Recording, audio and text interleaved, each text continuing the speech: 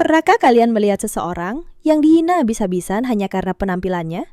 Seorang pemuda sederhana dengan baju lusuh dan sandal butut berani datang melamar anak seorang jenderal kaya raya. Semua orang menertawakannya. Mereka menganggapnya tak tahu diri, terlalu berani bermimpi. Namun, siapa sangka, di balik wajah pasrah dan langkah tertunduknya, tersimpan sebuah rahasia besar yang membuat semua orang yang pernah menghina itu terdiam, bahkan menyesali sikap mereka. Assalamualaikum warahmatullahi wabarakatuh, sahabat Hikmah Story. Semoga kita semua selalu dalam lindungan Allah Subhanahu wa Ta'ala. Jangan lupa untuk klik tombol like, subscribe, dan nyalakan notifikasi channel ini agar cerita-cerita penuh hikmah ini bisa terus hadir menemani hari-hari kalian. Di sebuah kampung kecil di Jawa Tengah, tepatnya di pinggiran kota Solo, hiduplah seorang pemuda bernama Seno. Usianya baru menginjak 27 tahun. Penampilannya sederhana, bahkan terlalu sederhana untuk ukuran pemuda seusianya. Bajunya selalu lusuh, rambutnya agak panjang tak terurus, dan sandal jepit murahan selalu setia menemaninya kemanapun ia pergi. Orang-orang kampung sering menyebutnya gembel kampung, meskipun sebenarnya ia bukanlah pengemis. Seno hanya anak seorang buruh tani, hidupnya pas-pasan, dan lebih sering membantu ibunya di ladang ketimbang bergaul dengan anak muda lain. Meski dicibir dan sering direndahkan, Seno memiliki hati yang besar. Ia sabar menghadapi ejekan tetangga yang kadang membuat hatinya perih. "Seno, kapan kamu sukses? Masa mau gini-gini terus?" Begitu kalimat yang sering terdengar. Tapi Seno tak pernah marah. Ia hanya tersenyum kecil, menunduk, dan menjawab lirih. "Rejeki wis ono sing ngatur, Bu. Aku mung kudu sabar." Kalimat sederhana yang menunjukkan keteguhannya. Namun, jauh di dalam hatinya, Seno menyimpan sebuah harapan besar. Harapan yang dianggap mustahil oleh orang lain. Harapan itu bernama Ratna, gadis ayu anak seorang jenderal polisi yang berpangkat tinggi di Jakarta. Ratna adalah bunga desa yang kecantikannya sudah dikenal sejak SMA. Kulitnya kuning langsat, tutur katanya halus, dan sikapnya selalu membuat siapapun merasa nyaman. Tak sedikit pemuda mapan, anak pejabat, hingga pengusaha kaya raya yang jatuh hati padanya. Namun yang mengejutkan, Ratna justru memiliki perhatian lebih pada sosok sederhana seperti Seno. Kedekatan itu bermula saat Ratna yang kala itu pulang ke kampung untuk menjenguk neneknya, melihat Seno menolong seorang anak kecil yang jatuh dari sepeda. Seno tak segan menggendong anak itu, mengobati lukanya dengan seadanya, lalu menenangkan tangisnya dengan penuh kasih. Ratna yang melihat kejadian itu, diam-diam kagum. Orang ini memang sederhana, tapi hatinya begitu mulia. Gumamnya dalam hati.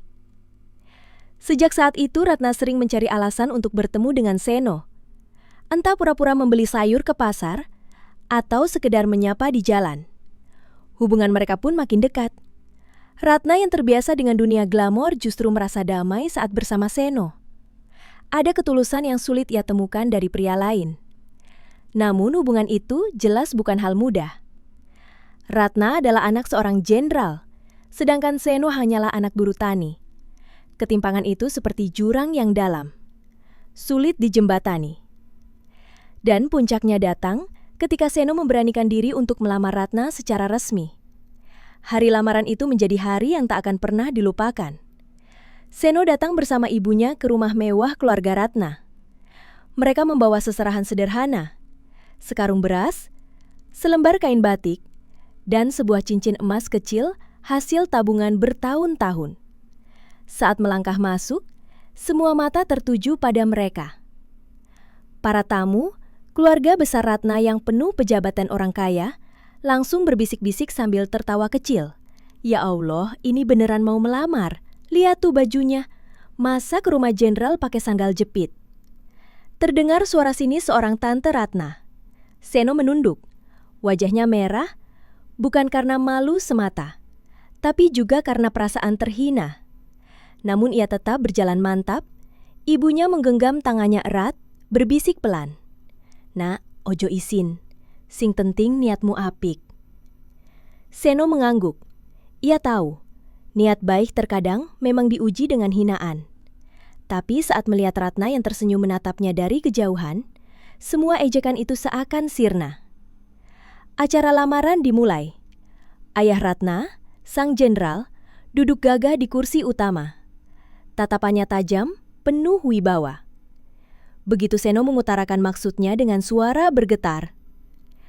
"Pak, Bu, kulo nyuwun idin ngelamar Mbak Ratna." Ruangan mendadak hening sesaat, lalu pecah dengan tawa. Beberapa keluarga besar menertawakan keberanian Seno. "Gila, gembel begini berani melamar anak jenderal." Ejek salah satu kerabat.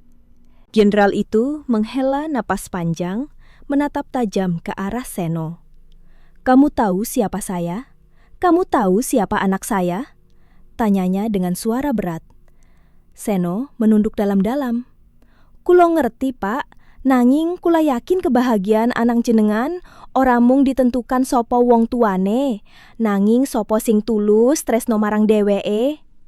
Jawaban itu membuat suasana hening sejenak, tapi kemudian kembali riuh dengan cibiran.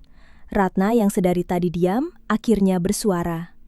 Ia berdiri, menatap keluarganya dengan mata berkaca-kaca. "Kenapa kalian semua menertawakan Mas Seno? Apa salahnya kalau dia datang dengan tulus? Bukankah yang kalian ajarkan sejak kecil adalah menghargai orang lain?" Suasana seketika berubah. Semua terdiam, meski beberapa masih menahan tawa. Jenderal itu menatap putrinya dalam-dalam, lalu mengalihkan pandangannya pada Seno.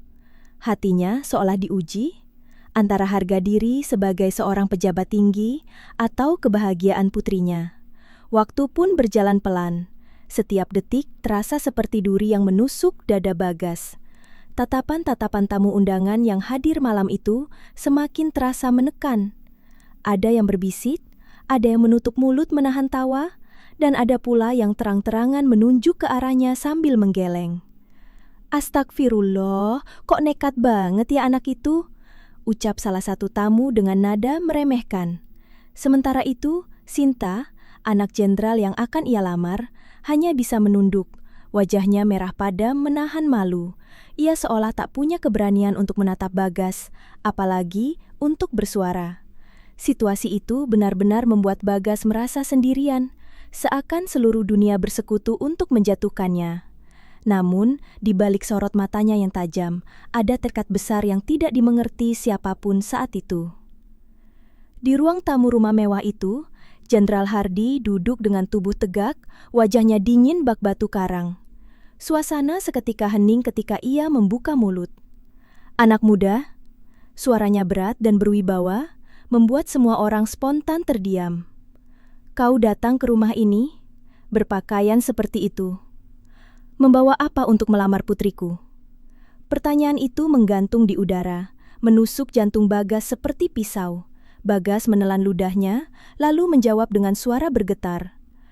"Pak, saya datang dengan niat baik. Saya tidak membawa harta, tidak membawa emas permata. Hanya membawa niat tulus dan cinta saya kepada Sinta." Kalimat itu membuat banyak orang spontan tertawa terbahak-bahak.